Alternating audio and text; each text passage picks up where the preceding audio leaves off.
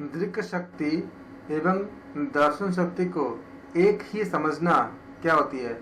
अविद्या, अस्मिता, राग या द्वेष? क्या बोलेंगे? अस्मिता। दृक् शक्ति और दर्शन शक्ति को एक समझना क्या होता है? अस्मिता। Very good. सुख के अनुवर्ती क्लेश क्या होती है? अस्मिता, राग, द्वेष या अभिनिवेश?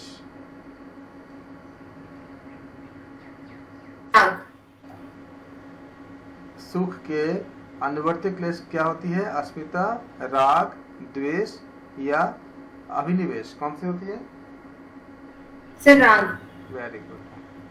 अभी हमने इसके बारे में पतंजलि योग सूत्र में हमने साधन पाद में श्लोक भी सूत्र भी हमने पढ़े। हमने दुख के अनुवर्ती क्लेश क्या होती है? अस्मिता, राग, द्वेष या अभिनिवेश? सर द्वेष। शाबाश। आपने देखा कि अगर हम सूत्रों का अगर याद कर लेते तो हमें सारा आंसर हमें अपने आप मिल जाती है। ये सारे सूत्र से ही है सारे। संस्कार से स्थिर विद्वानों में भी उसी प्रकार रहने वाले क्लेश क्या होती है? अस्मिता, राग, द्वेष, अभिनिवेश?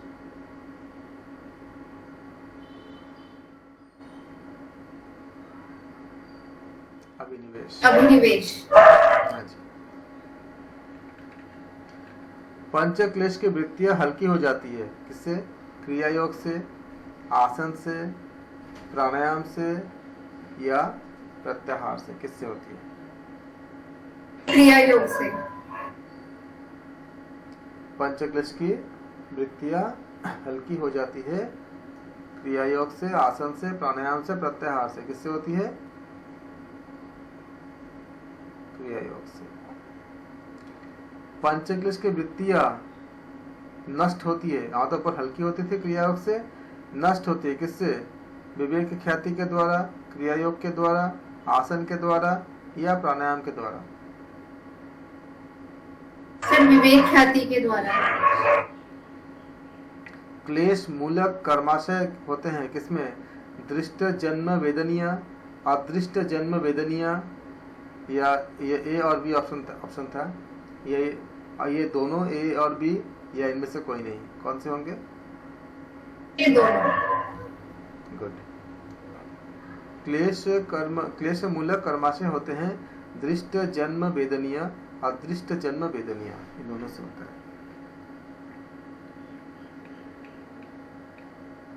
कर्माशय होते हैं कामजन्य, क्रोधजन्य, लोभ और मोहजन्य। ये सारे ये सभी। ऑप्शन डी सही है। कर्माशय कामजन्य भी होता है, क्रोधजन्य भी होता है, लोभजन्य और मोहजन्य भी होता है। पुण्य कर्माशय हेतु आवश्यक क्या होती है?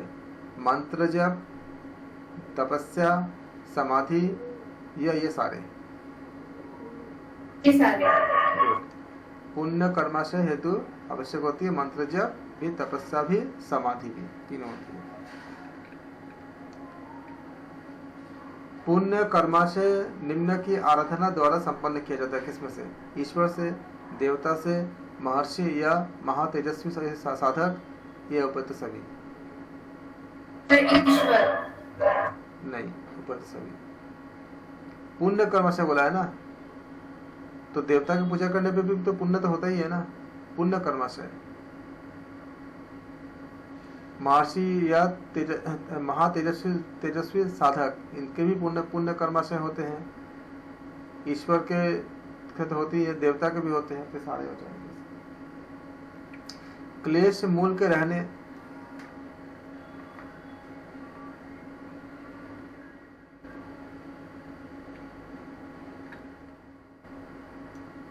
क्लेश मूल के रहने पर निम्न कर्माशय के फल प्राप्त होते हैं: जाति, आयु, भोग या उपयुक्त सभी?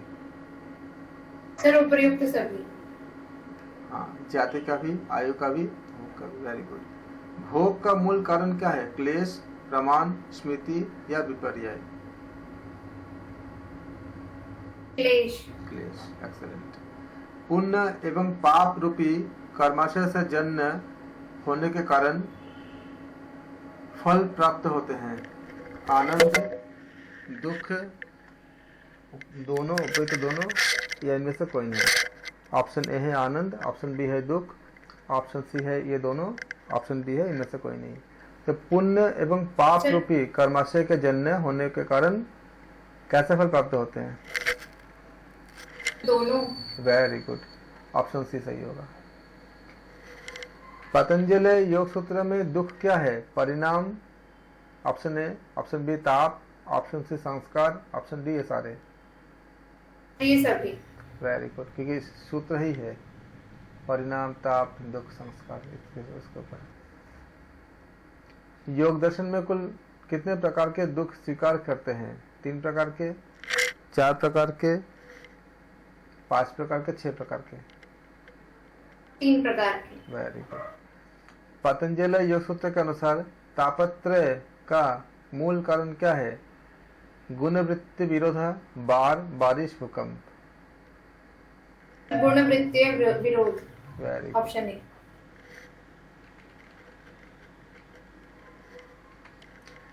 पतंजलि योग सूत्र के अनुसार सुख अनुभव काल के, पतंजलि योग सूत्र के अनुसार सुख अनुभव काल विवेकी की दृष्टि से क्या होती है? दुख, सुख, आनंद या इंद्रिय भोग, क्या होती है? सर दुख। दुख कंसीडर किया जाएगा। पतंजलि योग सूत्र के अनुसार सुख अनुभव काल में, काल विवेक की दृष्टि से वो दुख होती है। वेरी गुड, बहुत अच्छा। ताप, दुख निम्न उपकरण से प्राप्त होती है किसमें? चेतन से, अचेतन से, ये दोनों, या इनमें से कोई नहीं? दोनों। ताप, दुख किससे प्राप्त होते हैं?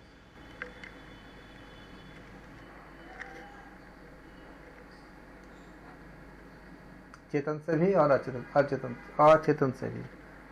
परिणाम दुख सुख भोग के समय भी योगी के लिए क्या होती है? दुखदायी, आनंददायी, सुखकारी या इंद्रिय भोग?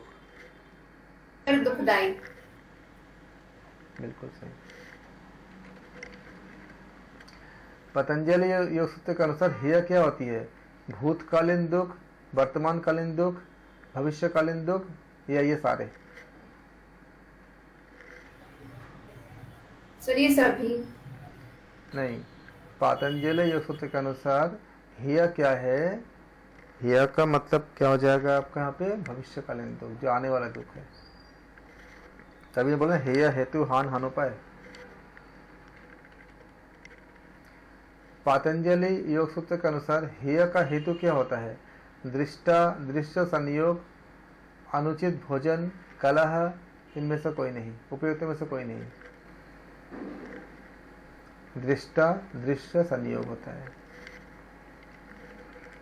आध्यात्मिक दुख का संबंध किससे होती है? शरीर, मानस, बाढ़, भूकंप, ऑप्शन बी, ऑप्शन सी अन्य प्राणी, ऑप्शन डी उपयुक्त सभी। इसका संबंध होता है शरीर, मानस, आध्यात्मिक दुख। अन्य प्राणियों के कारण होने वाले दुखों को क्या बोलते हैं? आध्यात्मिक, आधिभौतिक, आधिदैविक या उपयुक्त सभी? तो ये आधिभौतिक होता है, अन्य प्राणियों के कारण जो दुख होती है। बाढ़, भूकंप आदि के कारण होने वाला दुख क्या कहलाता है? आध्यात्मिक, आधिभौतिक, आधिदैविक, या इनमें से कोई नहीं? आधिदैविक। तो बाढ़, भूकंप से क्या होती है? आधिदैविक होती है। इनमें से क्लिष्ट वृत्ति क्या नहीं है? अविद्या और अस्मिता, राग द्वेष, प्रमाण और विपर्य, अविद्या और अभिनिवेश। क्लिष्ट वृत्ति ऑप्शन सी प्रमाण और विपर्य। बहुत अच्छा।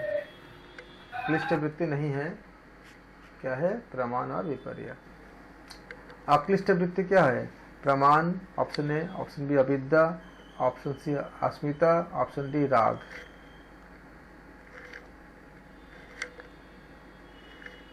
प्रमाण। बहुत अच्छा, अक्लिष्ट वृत्ति है। ज्ञेय वस्तु से भिन्न रूप में प्रतिष्ठित मिथ्या ज्ञान क्या होता है? प्रमाण, विपर्य, विकल्प और स्मृति। तो ज्ञेय वस्तु से भिन्न रूप में प्रतिष्ठित मिथ्या ज्ञान क्या होता है? विपर्यय। बहुत अच्छा। वृत्तियों का निरोध कैसे होता है? अभ्यास के द्वारा, वैराग्य के द्वारा, उपयुक्त दोनों? इन उपयुक्त में से कोई नहीं। उपयुक्त दोनों के द्वारा। बिल्कुल। अभ्यास और वैराग्य से हम वृत्तियों का नाश कर सकते हैं। निम्न का सही क्रम बताइए। प्रमाण, विपर्य, विकल्प, निद्रा, स्मृति। ऑप्शन ए विपर्य, विकल्प, प्रमाण, स्मृति, निद्रा। बी निद्रा, स्मृति, विपर्य, विकल्प, प्रमाण, प्रमाण, विकल्प, विपर्य, निद्रा, स्मृति। कौन सा सही है बोलो? सर प्रमाण, विपर्य, विकल्प, निद्रा, स्मृति। Option A. बहुत अच्छा। प्रकृति के गुणों में तृष्णा का अभाव क्या कहलाता है? वैराग्य, ईश्वर प्रणिधान, संतोष या फिर ब्रह्मचर्य? वैराग्य। बिल्कुल। प्रकृति के गुणों में तृष्णा का अभाव क्या कहलाता है? वैराग्य कहलाता है। अभ्यास और वैराग्य के अतिरिक्त निर्विध समाधि हेतु सबसे आवश्यक क्या होती है? श्रद्धा, वीर्य, प्रज्ञा या ईश्वर प्रणिधान? ईश्वर प्रणिधान। एक्सेलेंट। इनमें से अपर वैराग्य का भेद क्या नहीं है? इनमें से अपर वैराग्य का भेद नहीं है। यतमान संज्ञक, व्यातिरेक संज्ञक, एकेंद्रिय संज्ञक या ये सारे? ये सारे। अपर वैराग्य के भेद यतमान संज्ञक भी नहीं है, व्यातिरेक संज्ञक भी नहीं है, एकेंद्रिय संज्ञक भी नहीं है।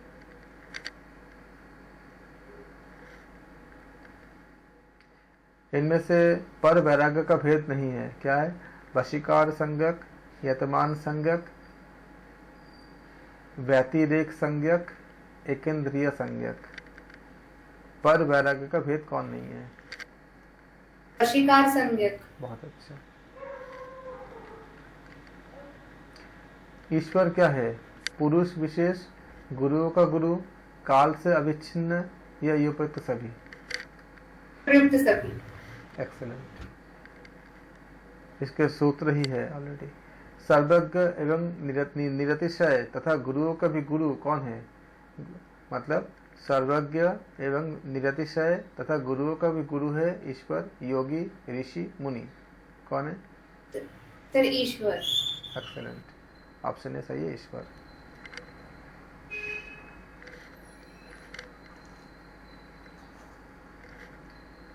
प्रणव है आ ओ माँ का सम्मेलन, ब्रह्मा विष्णु महेश का प्रतीक, ईश्वर का वाचक या उपयुक्त सभी? सर उपयुक्त सभी।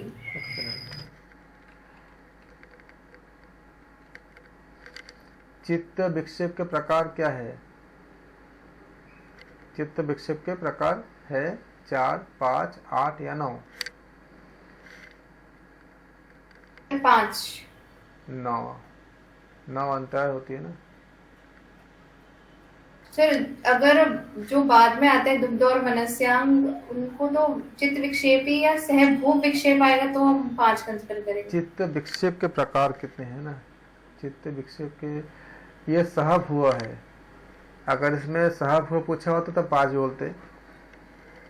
विक्षेप में मतलब क्या होता है? एक्चुअली हम अगर अंतराय लेंगे तो 9 लेंगे, और अगर सहभूव लिखेंगे चित्त विक्षेप के लिए तो वो 5 हो जाएंगे फिर। Okay sir. अगर मुझे यहाँ पे लगता है चित्त विक्षेप, विक्षेप किससे होती है? जब कोई अंतराय उत्पन्न होती है तो चित्त में विक्षेप आती है ना। 9 अंतराव में से अगर कोई भी एक अंतराय आएगा तो हमें हमारा क्या होगा? चित्त विचलित हो जाएगा। और अगर सहभूव के रूप में 5 होती है एक्स्ट्रा, जिसको बात के सूत्र में बताए गए हैं। इसमें आप अंतराय अगर लिख लेते हो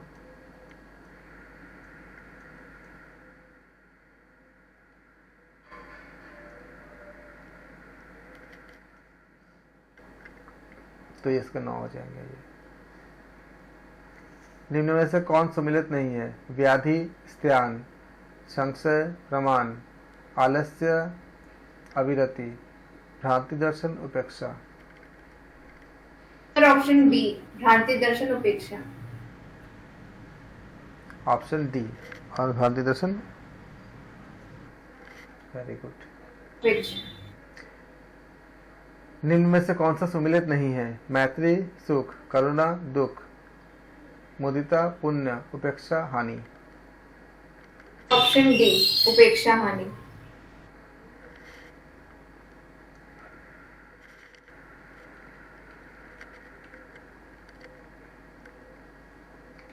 विषयवती 5 वृत्तियां संबंधित किससे होती है? रूप रस गंध स्पर्श, रूप रस गंध शब्द स्पर्श, पहला ऑप्शन। सेकंड ऑप्शन अहिंसा, अहिंसा, सत्य, अस्तेय, ब्रह्मचर्य, अपरिग्रह। थर्ड है अविद्या, अस्मिता, राग, द्वेष और अभिनिवेश।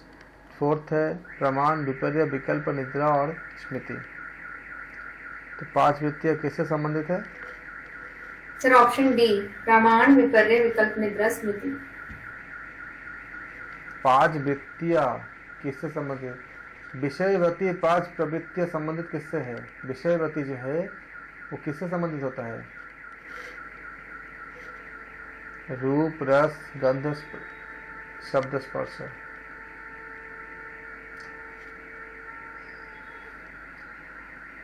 अनवस्थित तत्व क्या होती है? समाधि की अप्राप्ति या आपका अनवस्थित तत्व।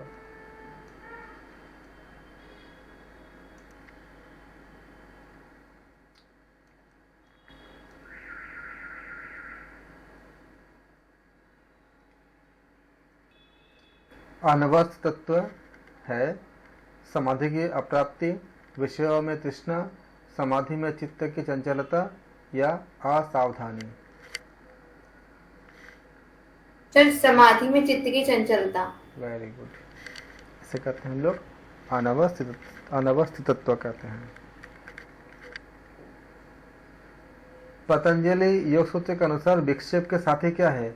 दुख एवं दौर्मनस्य, अंग कंपन, श्वास प्रश्वास या उपयुक्त सभी। सर उपयुक्त सभी। बहुत अच्छा।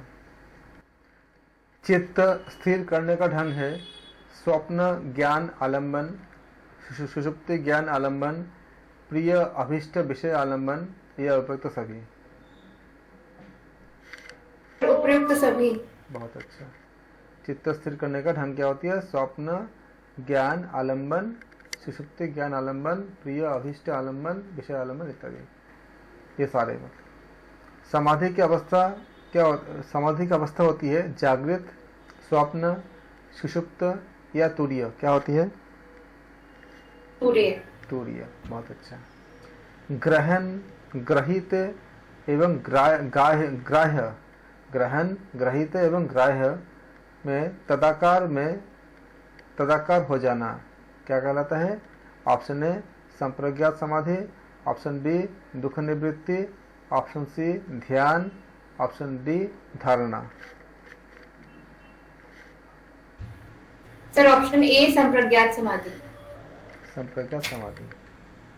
वशीकार का अर्थ क्या होता है? वशीकरण करना, जादू टोना करना, एकाग्रता के सामर्थ्य या वशीभूत होना। ऑप्शन सी एकाग्रता की सामर्थ्य। Very good. निम्न का सही क्रम क्या होता है? सवितर्क, निर्वितर्क, सविचार, निर्विचार।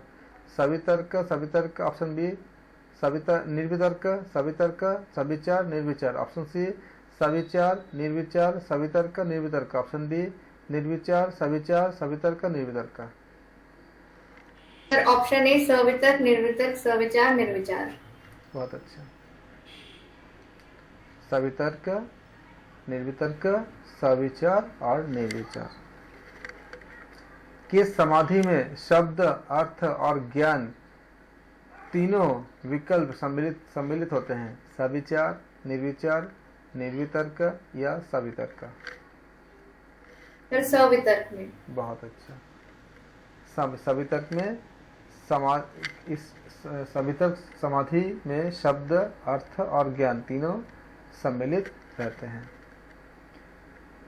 स्वरूप से रहित अर्थ मात्र को प्रकाशित करने वाला समाधि क्या है? निर्वितर्क, सवितर्क, सविचार या निर्विचार। निर्वितर्क का। स्वरूप से रहित अर्थ मात्र को प्रकाशित करने वाला समाधि क्या है? निर्वितर्क। योगी को आध्यात्म प्रसाद का प्राप्त होता है निर्वितर्क समाधि में, सवितर्क समाधि में, सविचार में या निर्विचार समाधि में? सविचार समाधि में योगी को आध्यात्म निर्विचार समाधि। अच्छा, बिल्कुल सही है। प्रश्न है योगी को आध्यात्म प्रसाद का प्राप्त होती है। ऑप्शन ए है निर्वितर्क समाधि में, ऑप्शन बी है सवितर्क समाधि में, ऑप्शन सी है सविचार समाधि में, ऑप्शन डी है निर्विचार समाधि में। तो ऑप्शन डी करेक्ट होगा। यह हमारा पार्ट 3 था। अगले वीडियो में हम पार्ट 4 हम क्वेश्चंस करेंगे पतंजलि योग सूत्र से संबंधित। आप हमें कमेंट सेक्शन में बता सकते हैं प्लीज़ कि आप और क्या देखना चाहते हैं, किस सब्जेक्ट पे, किस टॉपिक पे आप डिस्कशन चाहते हैं, कोई वीडियो चाहते हैं, क्वेश्चंस चाहते हैं, कोई सीरीज़ चाहते हैं। तो आप जैसे जो भी आपका रिक्वायरमेंट होगा आप इसको कमेंट सेक्शन में बताएं, हम उसके ऊपर वीडियो ज़रूर बना के आपको देंगे। धन्यवाद।